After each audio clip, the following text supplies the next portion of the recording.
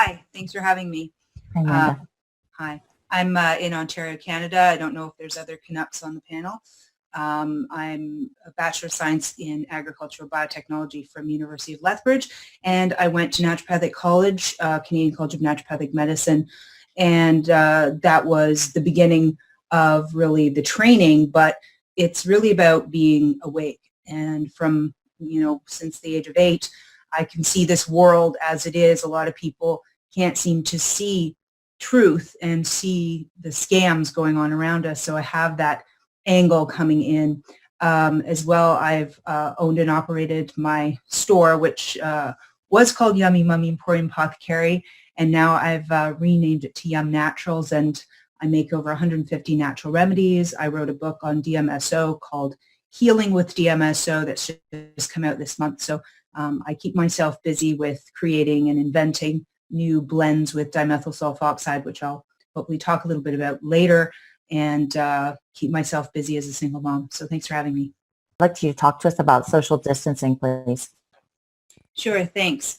One of the reasons to have social distancing is, if you've studied any heart math institute information, is we have energy fields and we also have a heart field.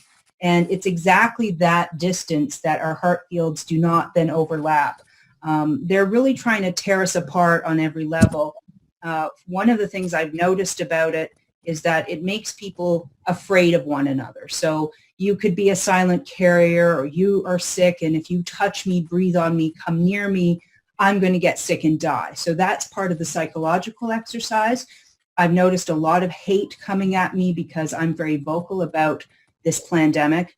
So people judging me, people saying that I'm dangerous because I'm daring to hug people, and that when I shop in the grocery stores with the lines going one direction, I on purpose go the other direction. And when somebody's shopping, I will lean over them to do that and spark conversation. So while we're trying to focus on solutions, one of the things that you can do is expand your heart field. So you can focus on that and send love to yourself and expand it so that it will affect someone near to you, because we're trying to overcome what they're trying to do to us. And so this is a war. And so our wartime measure is love. So if we increase our heart fields, then that distance is irrelevant. So that's one of the things. The other thing is hug everybody, touch people, talk about that. Are you afraid? Why would you be afraid of my hand? Not last year, but now this year? Or what is it that you're exactly afraid of? And get the conversation going, because you don't need to be afraid of a germ. That's one of the things that they've been using for ages. Ever since the design of the virus, they've been encouraging us to be scared of something that we can't validate and we can't see for the most part. So that's part of the psychological exercise. That will we obey is the other part of it. Will we do it? Will we just want to be good little boys and girls and do what our government says and social distance because now we're somehow warriors or heroes for the cause, right? So they're also usurping us, making us feel like we're useful. So there's all of those aspects, and we can counter those by other measures of our energy field, of our discussions, and of our just plain out saying no to that and going the opposite direction. Thank you.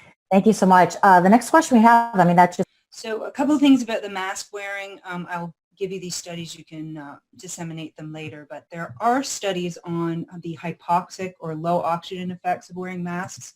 Also, it's important to understand that masks have holes, and if we believe in the virus being an infectious agent, which I don't, but if you did, first of all, most of those masks, it goes right through.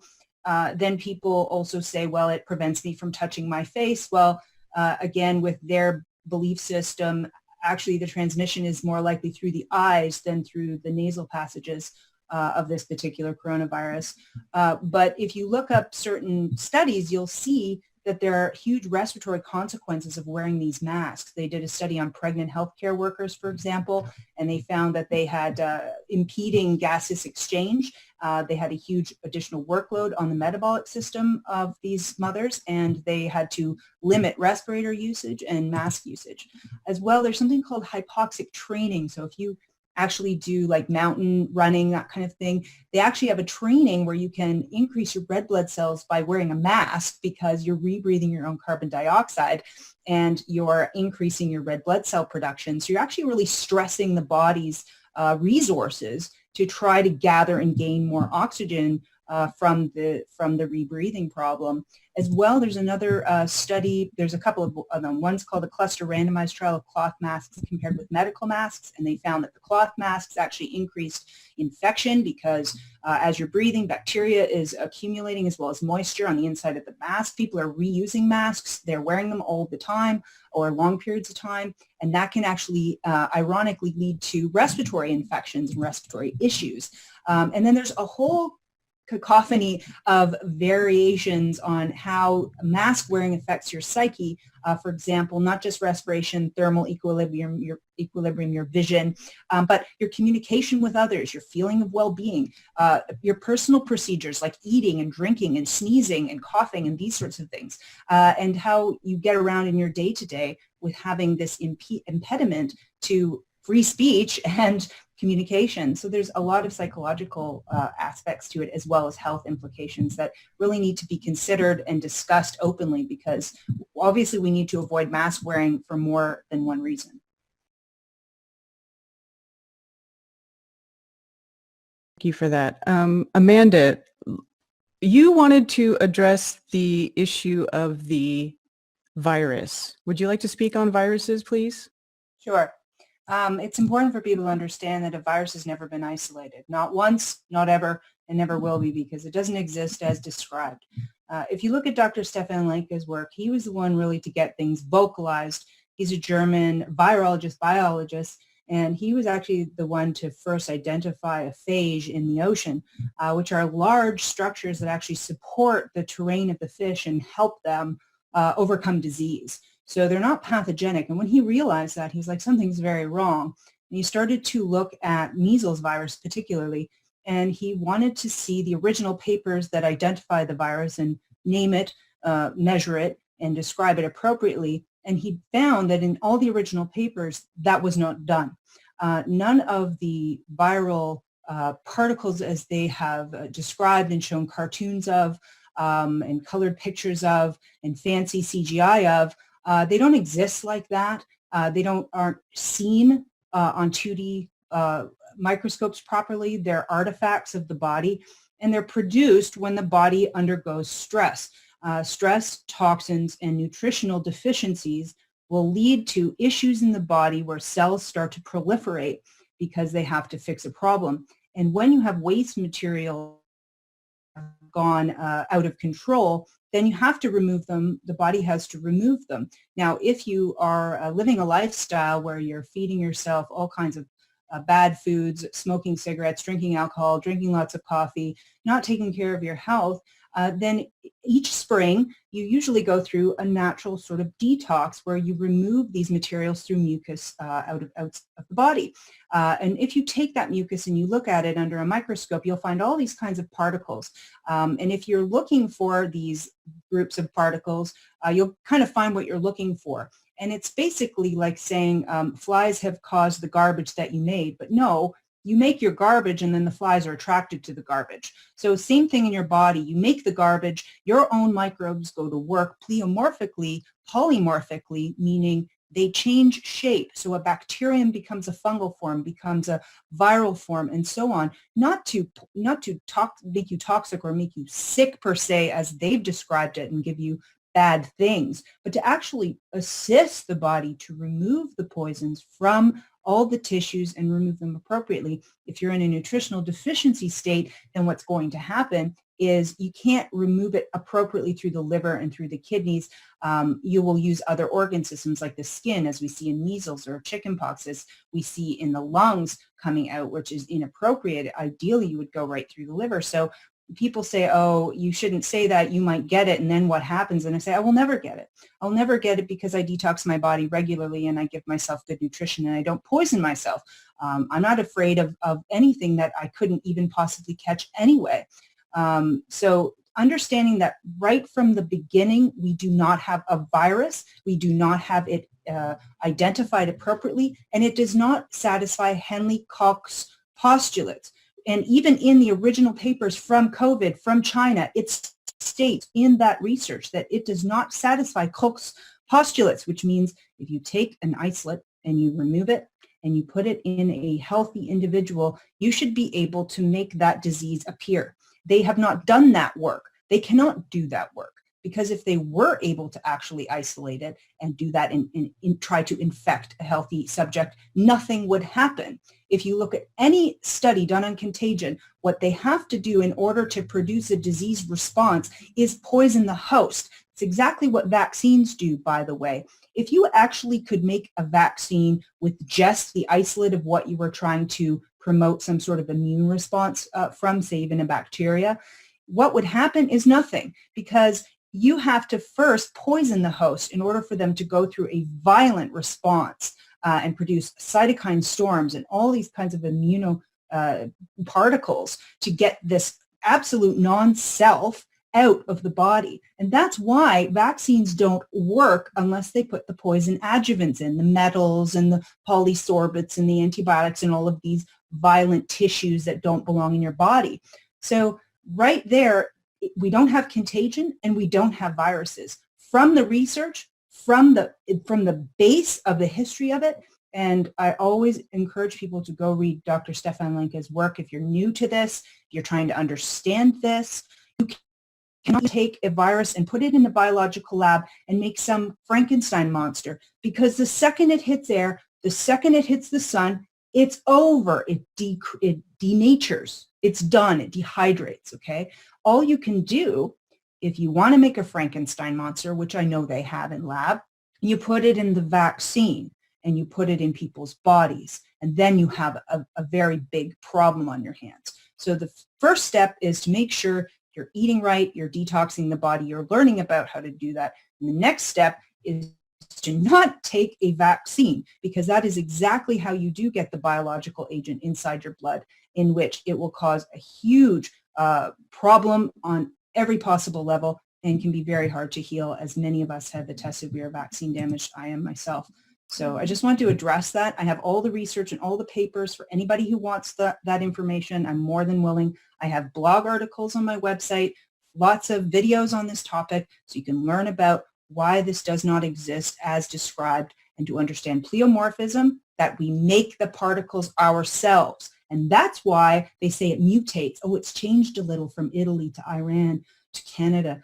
Why? It hasn't mutated at all. It's because we each make individual particles that are a little bit different than everybody else. So you can look at that map that they say it's mutated, and it's all bollocks. So I want to get that point across. Thank you. Okay, Amanda, thank you. Also, actually, one of Amanda's suggested books I actually just recently purchased, and this might be a good thing for others to purchase, Goodbye Germ Theory. It's called Ending a Century of Medical Fraud and How to Protect Your Family by Dr. William P. Trebing. So that's something that you can pick up as well if you want to educate yourself as far as germ theory and viruses are concerned. I wanted to touch on the herd immunity lie, because a lot of the vaccine propaganda is, again, it pairs you against your neighbor. So somehow if you're unvaccinated, you're evil and you're dangerous and you're putting everyone at risk. And so I just want to go back in history and clear it up, because the theory, and it's just a theory, and has never been scientifically proven to actually exist. It was coined in 1933, and it was a researcher called Heydrich, and he was studying measles in the United States between 1900 and 1931. They didn't have a vaccine then. And what he noticed, if there were epidemics where he saw an increase in measles, it would only occur when less than 68% of the children had developed a natural immunity to it or had gone through the process.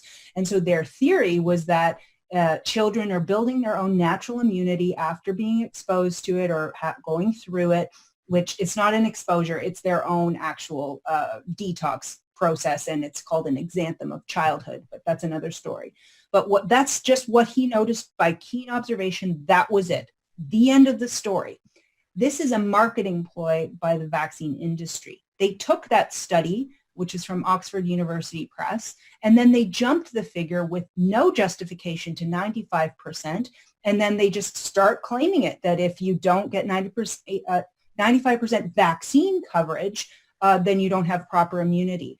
Then if you go and you look at the failures, you find communities where you have 99% vaccine coverage and failure, they still get the diseases. And so if you just, again, go to the history and the information, the actual research, you will see that there is no such thing as herd immunity. It doesn't exist. Whether it exists in natural tendencies, that's something else that would need more study, because that was just an observation. It wasn't actually scientifically studied properly. And as far as vaccines, doesn't exist. I want to just point you to a video called Vaccines Are Dangerous by Dr. Valentine. And he was wonderful. I actually was on yesterday I was on a panel with him. And Dr. Valentine talks about, back to what Dave was saying, talks about how you can actually use the vaccine coming at you, like a mandatory vaccine, as a surgical. So it's actually a surgical activity. It's bypassing your skin. So you can treat it as a surgery, and then you can use the law to have specific terminology, basically, to go back at the doctor and say, well, you're performing surgery, so these are the things that have to be done. And if you're going to give it to me, then you should probably also give it to yourself at the same time, and all of these things. So there are hosts and hosts and hosts of measures that you can take to pin the liability on the doctor so that they want nothing to do with vaccinating you. And then the other thing I want to mention, just as we were talking about foraging or growing food, was that there's a man by the name of Pascal Baudouin. Sorry, I can't say his French name very well, but he is a master at wild foraging. So growing food is one thing, but going and identifying the food that actually exists and already grows all around us is another whole thing. And I do suggest people start to learn about that, not only the herbs and the medicine, but also the edibles. How to identify mushrooms, how to identify different plants and root systems, and what times of year that those grow, because there's more than just, growing your own food. There's seeing what nature provides around you. So I just wanted to touch on that. Thank you. Very good point. You can eat dandelions from your yard. Those weeds that everyone wants to get rid of, they're very good for us. Shay. Contact tracing. Does anybody want to speak on contact tracing? That's a really big thing that's going on in the mainstream news right now. I can speak quickly to it from what I know. Basically, they've designed an app at this stage. Now, there was different layers of contact tracing before for like Ebola and stuff, but basically what it means is if you've come in contact with someone they have decided is infected, they are tracking you or following you to see where you go and whom you speak to see if you are tracing or who you're contacting and actually, passing that along. And it goes down obviously to the contagion theory, which I'm doing quite a bit of work on right now to debunk. You can also look at T.C. Fry's work on the contagion myth. But regardless, they have an app now that they are promoting. It's not, to my knowledge, it's not out yet. But basically, it's something you would have to subscribe to and want to do. I can't see them forcing it on you at this stage unless anyone knows anything about that. But basically what it would do is alert you if you were next to somebody, your phones would communicate, and then that information would lead forward and say, well, you have to quarantine yourself now for 2 weeks or whatever, because that individual you just sat on a park bench with was in China or wherever, or was living with someone who also was sick, and blah, blah, blah. So it's just another fear measure and control measure. That's basically the gist of it. Another great quote is by Harriet Tubman. She said, if only more people had known they were slaves, I could have saved them too. So definitely the wave of awakening has been going on a long time. Everything that everyone has said, I totally agree with what we need to do to empower ourselves. So I won't repeat that. But one thing that I focus on is encouraging people to fire their doctors, because we have to stop attending the medical cult system as well. So we need to take back our own empowerment on how to heal ourselves, how to feed ourselves, how to stop poisoning ourselves. And that's one of the things that I focus on the most as a health practitioner.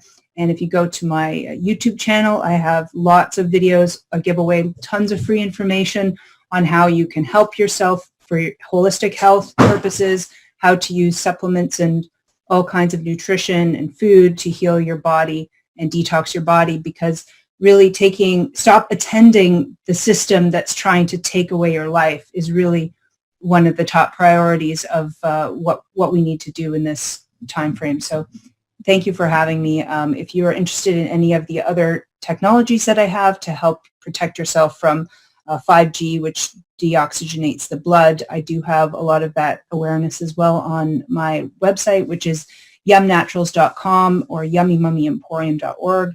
And definitely send me an email or whatnot if you want any of the links. I know you're going to have some of the links in the show description as well, but we have to share and we have to support each other, and we have to use our tools and our skill set.